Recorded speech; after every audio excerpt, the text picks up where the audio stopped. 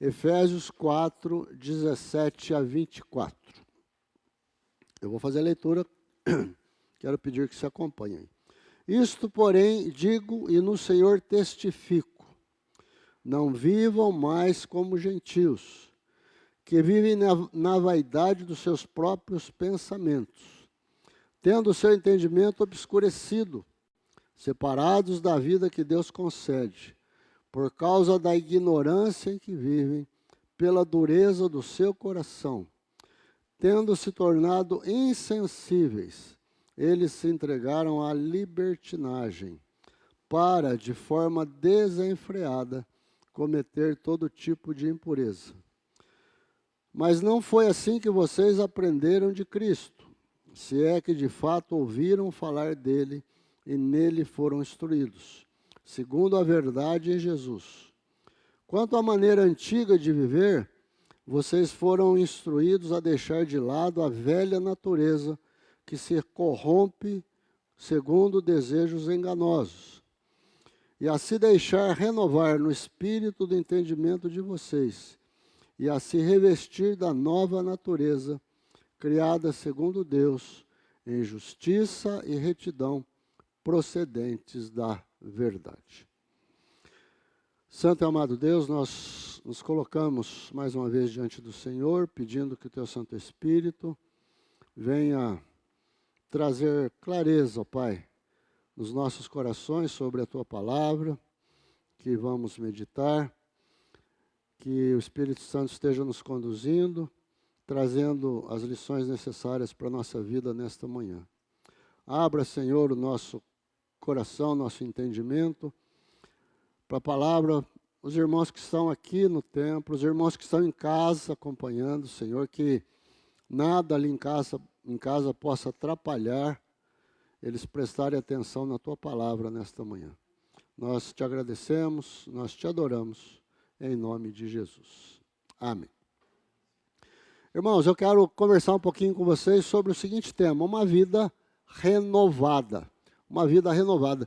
Aliás, esse é o tema, né, do capítulo 4, aí, a partir do 17, até o final dele e o comecinho do capítulo 5. Né? Hoje nós vamos nos concentrar apenas aqui nesses primeiros versículos do capítulo 4, 17 a 24. Eu queria só lembrar você, semana passada, nós estivemos meditando, né, pastor Itamar meditou com a gente, o capítulo 4, de 1 a 16. E se você se lembra bem, de manhã o pastor falou conosco sobre esse texto, e à noite ele falou também, concluindo esse trecho. Né? E nesse trecho que o pastor Itamar conversou conosco semana passada, o apóstolo Paulo, ele está tratando basicamente da unidade da igreja. Né? Há uma preocupação de Paulo de conversar sobre a unidade da igreja. Aqui, a partir do versículo 17, isso vai até o capítulo 5, versículo 2, Paulo passa a tratar a respeito da pureza da igreja. Da pureza da igreja. Então, ele trata primeiro da unidade e agora ele passa a falar da pureza da igreja. E eu queria, então, já entrar no primeiro tópico, né? Que diz o seguinte, não vivam mais como os gentios. Não vivam mais como gentios. Aliás, essa é uma expressão que Paulo usa logo no começo desse texto, logo aí no versículo 17. Ele diz o seguinte, por isso, portanto, digo no Senhor testifico, não vivam mais como os gentios. Né? Não vivam mais como os gentios. Apóstolo Paulo, né? Lá no capítulo 2, versículo 11, se você virar aí uma página para trás, ele fala assim, portanto, lembre-se de que no passado vocês eram gentios na carne.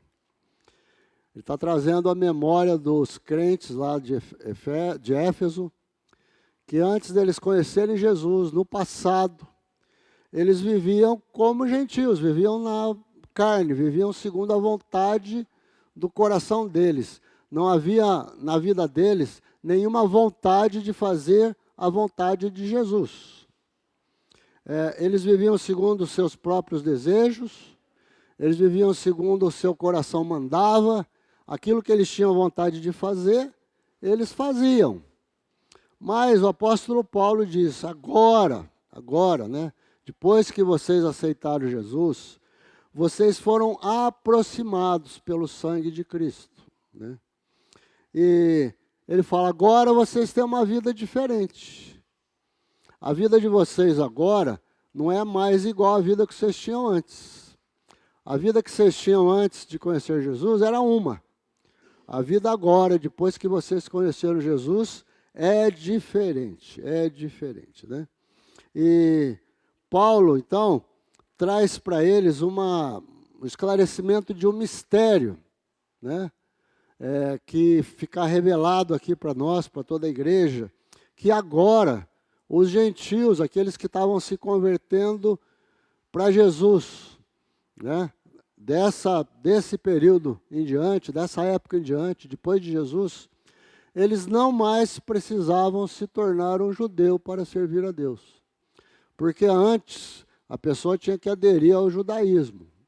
Ela tinha que praticar lá as coisas referentes à lei para serem aceitos como cristãos, como seguidores de Deus. Agora não. Agora tanto os gentios convertidos por Jesus como os judeus, eles são co-herdeiros, eles são co-participantes das promessas de Deus. Ou seja, nós passamos a fazer parte do corpo de Cristo, da igreja, por causa de Jesus. Então, não mais é necessário seguir a lei, né, e fazer tudo aquilo que os judeus diziam que precisava para seguir a Deus, né? Então, Paulo está revelando esse mistério para eles, e trazendo para eles essa admoestação, essa instrução. Não vivam mais como os gentios. Ou seja, vivam uma vida diferente. Isso é muito interessante, irmãos, porque tudo que o Paulo está falando aqui para a igreja de Éfeso, nesse texto, ele está falando para nós aqui, para nós hoje. E nós vamos ver agora, à medida que nós formos conversando sobre o tópico 2, que eu vou entrar aqui agora, eu queria me concentrar um pouquinho mais nele, para vocês verificarem como que a mensagem é para os nossos dias também, tá? Então, o tópico 2 diz o seguinte, como vivem os pagãos, ou aqueles que não têm Jesus, né? Ou gentios, como os judeus gostavam de dizer. Ou seja, aqueles que não têm Jesus como nós um dia fomos, né? Um dia nós fomos uma pessoa assim, né? Um gentio, um pagão, uma pessoa sem a presença de Deus no coração. Só que Jesus veio mudar essa situação para as nossas vidas, né? Então, eu queria destacar aqui no texto, o apóstolo Paulo traz algumas considerações a respeito de como é a vida de uma pessoa sem Jesus. Como é a vida de uma pessoa sem Jesus. Em primeiro lugar, ele fala assim, eles vivem na vaidade de seus próprios pensamentos. Vivem na vaidade de seus próprios pensamentos. Ou seja, o pensamento é fútil. O pensamento é cheio de vaidades. O pensamento dessas pessoas é cheio de vontade própria. Ele quer realizar aquilo que está no seu coração, aquilo que ele tem vontade, aquilo que a sua carne manda ele fazer. Ele não se importa nada com as coisas de Deus. Já o cristão, ele pensa diferente. A partir do momento que a pessoa aceita Jesus Cristo, a nossa vida passa a ser comandada, e inclusive os nossos pensamentos, por outro direcionamento. É Jesus que está presente na nossa vida. Então ele vai querer que a gente faça o quê? Que a gente pense segundo a vontade de Deus. E o Espírito Santo presente na nossa vida vai fazer o quê? Vai fazer que a gente ande de acordo com a vontade de Deus. Jesus vai se empenhar nisso, o Espírito Santo vai se empenhar nisso, para que a gente não pense mais unicamente em si, que a gente pense no outro, e que a gente pense em Deus, em tudo que a gente for fazer, né? Então, o que Paulo está dizendo, que uma das características da pessoa que não tem Jesus é que elas vivem na vaidade dos seus próprios pensamentos. Ou seja, sua vida é comandada por aquilo que ela acha que é certo. Aquilo que está no seu coração, que está na sua cabeça, ela vai fazendo. Ela acha que está certo, tá bom, vou fazer assim, sem se preocupar com nada. Segunda coisa que Paulo fala aí, que a pessoa que não tem Jesus tem, ou não tem, ela tem o seu entendimento obscurecido. Ela tem o seu entendimento obscurecido. Ou seja, essas pessoas são cheias de sabedoria humana. Sabedoria humana, né? Elas são completamente desprovidas de qualquer sabedoria que venha de Deus. Elas não têm condição de discernir as coisas. Elas acreditam muito nas filosofias humanas, nos postulados humanos. Elas aderem com facilidade àquilo que o mundo manda, aquilo que o mundo induz, os costumes, as coisas que o mundo sugere para a gente fazer. Elas estão sempre caminhando dessa forma. E elas acham, né, quando você conversa com uma pessoa assim, elas acham que elas que estão certas. Elas que têm a luz do conhecimento. Mas a gente sabe que quem ilumina as trevas é só Jesus. É só Jesus que ilumina as trevas. E as trevas no coração do ser humano, ela só é esclarecida, só é clareada com a presença de Jesus. Essa semana eu estava acompanhando no rádio um debate entre duas pessoas, dois profissionais da mídia. Eles estavam discutindo a respeito do aborto. Principalmente estavam conversando em função da lei que foi aprovada lá nos Estados Unidos. Eles deram um pequeno passo para trás com esse assunto. E eles estavam discutindo, um tinha opinião de um jeito, outro tinha opinião do outro, e cada um defendendo com seu ardor a sua discussão, né? Eu fiquei pensando uma coisa, é interessante, né? Quando uma pessoa que defende o aborto, por exemplo, você chega para ela e você diz assim: o que você acha de uma pessoa que pega uma arma e dá um tiro na outra? Ela vai falar o que para você? Ah, ela precisa ser presa, ela precisa ser condenada, ela precisa pagar o que fez. E quando uma pessoa faz mal para outra, prejudica demais a outra, também, né? Também. Qualquer coisa que interfere na vida do outro, ela precisa pagar. No entanto, quando se refere ao aborto, essas pessoas não pensam dessa forma. Elas não conseguem. Está vendo como o entendimento está obscurecido? Elas conseguem entender que você matar alguém é errado, merece castigo, merece ser preso. Agora, matar um bebê que está dentro da mamãe, não. Não. Então, eu queria lembrar só os irmãos do Salmo 139, versículos 15 e 16.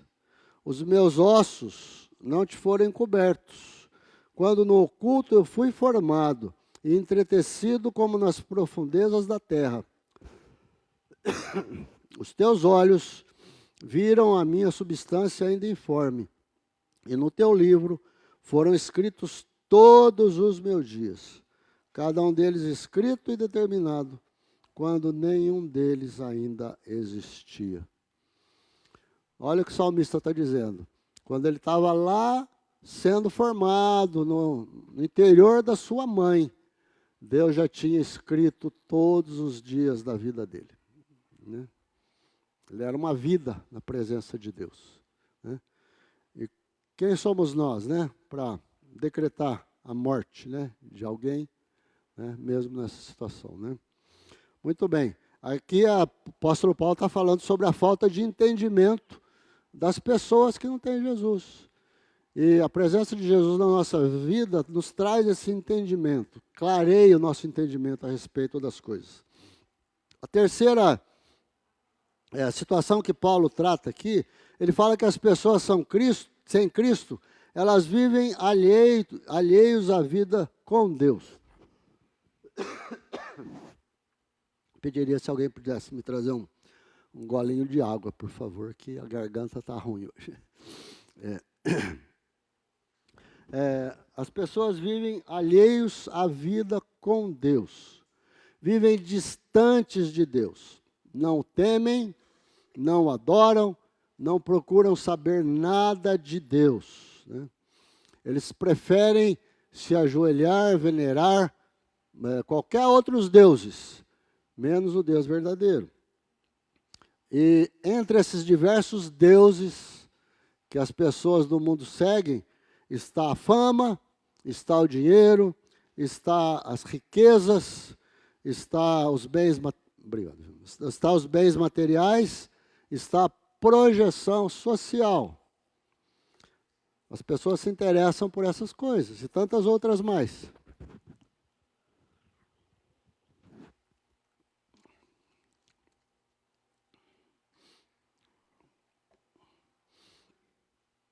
Com Jesus, a gente não pensa assim, né? Essas coisas têm o seu valor, mas não é o valor principal nas nossas vidas. Existem muitos outros valores muito mais importantes para a gente colocar como prioridade, né? Prioridade. O Paulo também fala a respeito de uma outra situação que as pessoas que não têm Cristo vivem. Elas vivem na ignorância. Ignorância. Quem não tem Jesus é escravo do pecado. É escravo do pecado. É escravo da ignorância, né? É escravo dos seus desejos carnais, daquilo que está dentro dele, que está no seu coração. Jesus disse que ele era o caminho, que ele era a verdade, que ele era a vida, né? Se a gente conhecer Jesus, a gente vai conhecer a verdade. A verdade virá para o nosso coração. Jesus mesmo disse, e conhecereis a verdade, e a verdade vos libertará. Ou seja, o fato de nós não conhecermos a Jesus, as pessoas, né, de modo geral, as pessoas que nos cercam, né, não conhecerem Jesus, isso traz o quê? Traz um aprisionamento para elas. Elas vivem prisioneiras do seu próprio ser, do seu próprio egoísmo, da sua própria carne. Elas vão continuar agindo desse jeito, né? A gente não deve nem ficar tão assustado com as coisas que as pessoas aprontam por aí.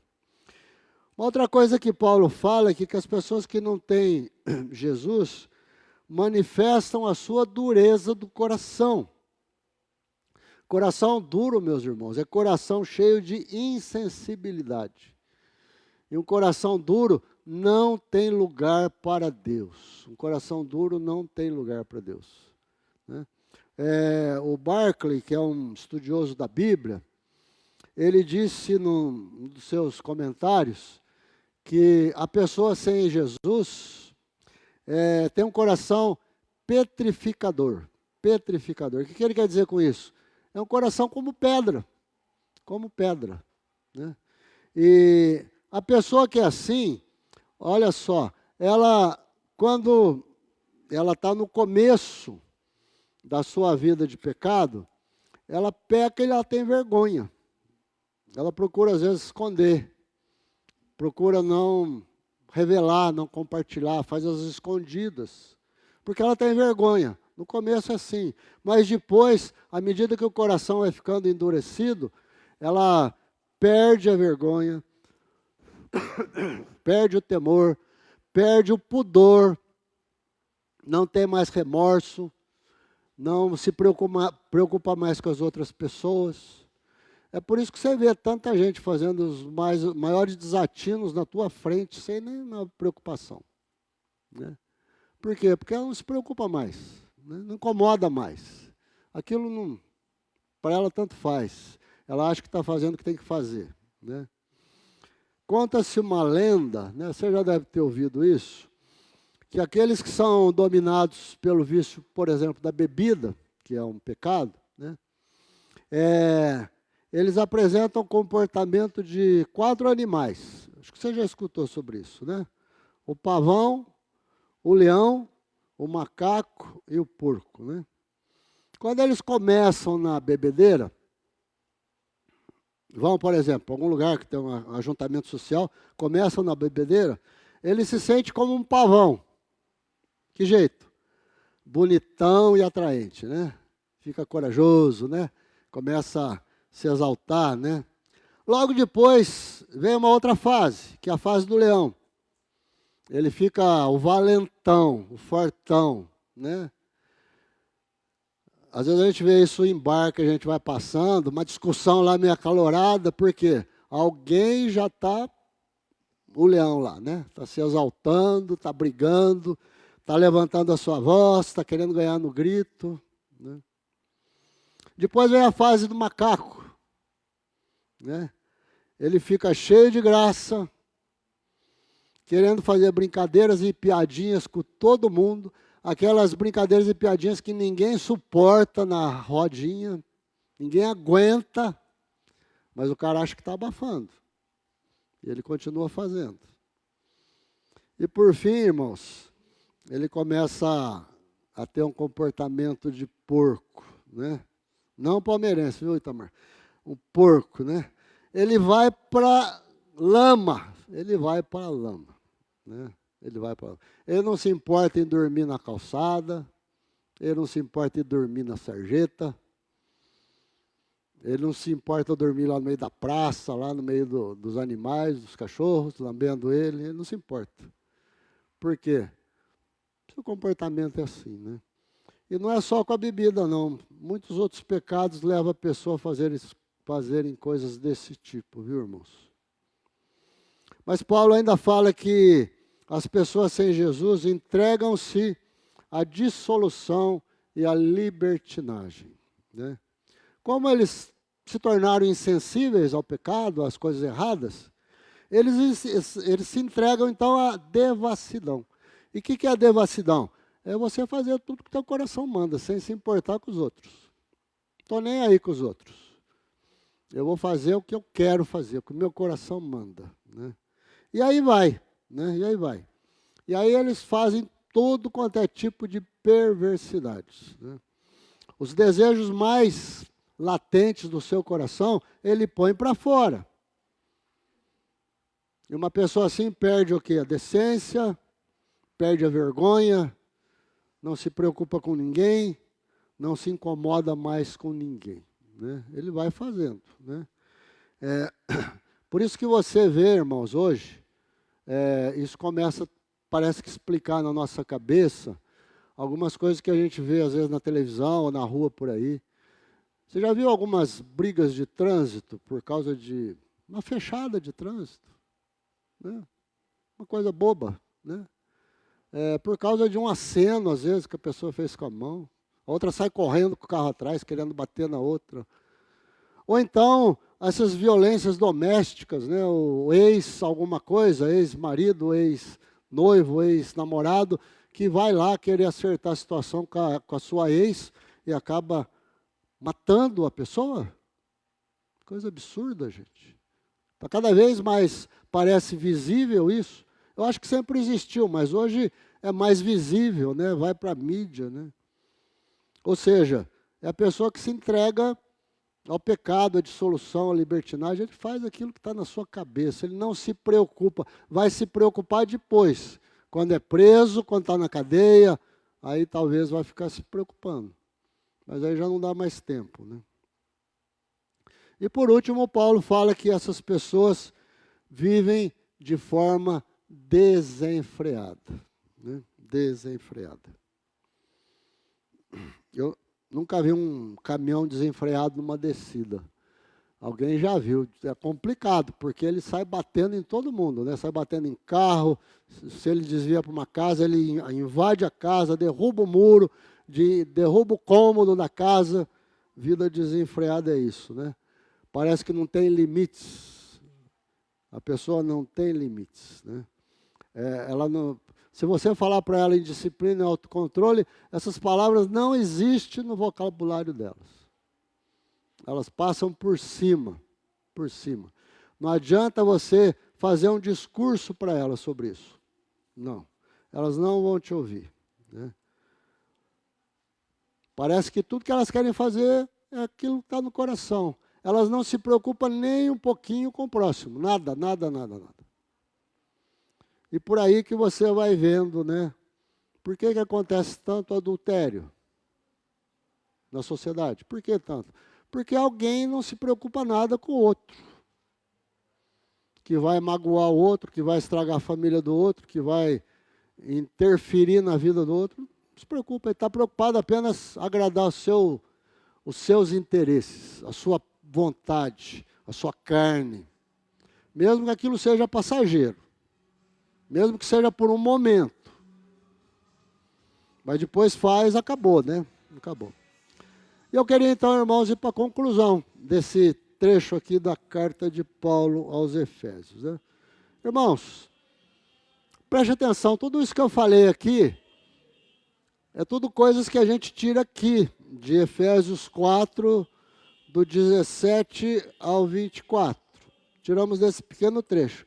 O Paulo está falando para a igreja de Éfeso.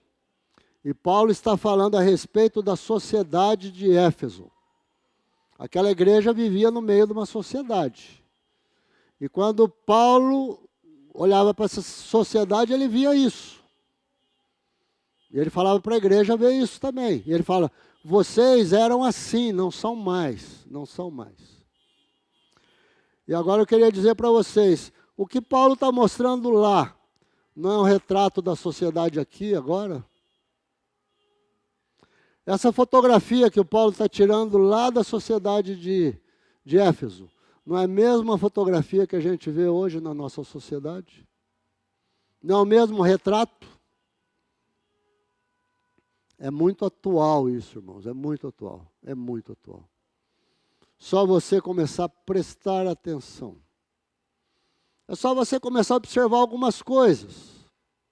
Observa alguns outdoors por aí. Observa algumas capas de revista nas bancas de jornais. Antigamente elas eram escondidas, hoje é tudo visível lá, para qualquer um ver. As capas, estou falando nem os conteúdos. Programas de TV, em qualquer horário. Qualquer horário. Antes havia aquela preocupação, assim, essa novela é muito pesada, então a gente vai passar depois das 9 horas da noite. Havia uma certa censura para que as crianças menores já tivessem ido dormir e não vissem aquele estado de coisas. Hoje passa a tarde, é reprise, né? Estamos reprisando, passa a tarde, a hora que a criançada toda está vendo televisão. Não há nenhuma preocupação mais com isso, né? Redes sociais, irmãos. Redes sociais. Eu estou falando aqui de Facebook, eu estou falando aqui de Instagram, eu estou falando de TikTok, estou falando de WhatsApp, estou falando das diversas redes sociais que a gente tem à nossa disposição hoje. A gente às vezes se assusta com algumas coisas que a gente vê. E a gente se assusta muito mais quando a gente vê crente posando algumas coisas lá, mostrando algumas coisas, postando algumas coisas. Mas é impressionante o comportamento das pessoas da nossa sociedade. Está exposto lá para todo mundo ver. Hoje não tem mais nem o trabalho de você ir na banca para ver numa revista, qualquer coisa assim. Está lá no teu celular. Está no teu celular. No tempo de Paulo, ao escrever essa carta aqui lá para os crentes de Éfeso, o Paulo está dizendo que aquela sociedade estava falida. Falida. E como que está a nossa sociedade hoje? Ela está falida. Ela está falida. Falta valores. Falta valores. E cada dia está pior, irmãos. Cada dia está pior. E o nosso comportamento, irmãos? Agora vamos pensar aqui em nós. Como que está o nosso comportamento? O nosso comportamento é de um cristão verdadeiro? Um cristão transformado por Jesus? Essa advertência é para nós hoje. Para nós hoje. Essa pergunta que Paulo faz aqui é para nós, né? Que eu fiz no comecinho aqui, né? Não vivam mais como os gentios. Não vivam mais como gentios, que vocês foram um dia. Hoje nós somos transformados por Jesus. Transformados pelo sangue do Cordeiro. Ele quer ver a nossa vida transformada. Ele quer ver um comportamento diferente. Uma vida que se renova dia a dia. O apóstolo Paulo fala aqui, a se revestir da nova natureza, criada segundo Deus, em justiça e retidão. Eu queria terminar com aquele texto que é tão conhecido nosso, né? Romanos 12, 1 e 2. Portanto, irmãos, pelas misericórdias de Deus, peço que vocês ofereçam o seu corpo como sacrifício vivo, santo e agradável a Deus, que é o culto racional de vocês. E não vivam conforme os padrões deste mundo, mas deixem que Deus os transforme pela renovação da mente, para que vocês possam experimentar a boa, agradável e perfeita vontade de Deus. Irmãos, que Deus nos ajude a viver e caminhar dessa maneira, como verdadeiros servos do Senhor Jesus. Amém? Eu queria estar orando. Senhor, nós queremos te agradecer pela tua palavra e pela exortação da tua palavra. Eu sei que o Senhor se preocupa demais com a nossa vida. Como nós vivemos, como nós nos manifestamos, como nós nos comportamos. Ó Pai, limpa a nossa vida, limpa o nosso coração, enche-nos de vontade, de desejo de viver uma vida verdadeira na Tua presença, uma vida renovada a cada dia, pela presença do Senhor, pelo agir do Teu Santo Espírito. Nós te adoramos, nós te bendizemos, em nome de Cristo Jesus. Amém.